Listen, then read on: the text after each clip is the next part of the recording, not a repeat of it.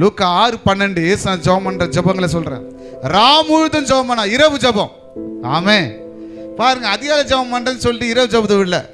அவர் ஜெப வாழ்க்கையில் எல்லா நிலையிலையும் ஜெபம் பண்றாரு பாருங்க. எல்லா விதமான ஜெபத்தையும் அவர் பண்றாரு பாருங்க. ஆமென். ஜெபிக்க கூடியவர் நம்ம ஆண்டவர். ஆமென். நாமளும் ஜெபிக்கணும். ஆமென் சொல்லுங்க. முழுதும் ஜெபம் பண்றார், இரவு முழுதும் ஜெபம் பண்றார். ஒரு நாள் நான் இந்த வசனத்தை படிச்சு இரவு முழுதும் ஜெபம் பண்ணார்னா, நம்ம நினைக்கிறோம் 10 மணிக்கு போயிட்டு காலையில் 4 மணிக்கெலாம் வரல இரவு ஜெபம்னு நினைக்கிறோம்.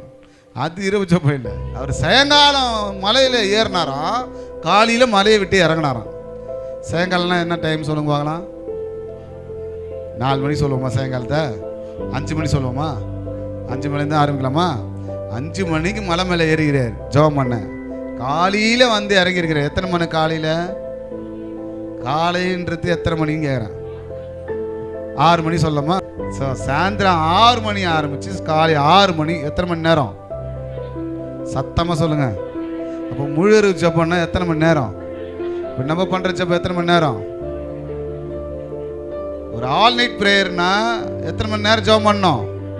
12 மணி நேரம் ஜெபம் பண்ணுறோம். ஜெபம் பண்ணணும். நம்ம என்ன பண்ணுறோம்?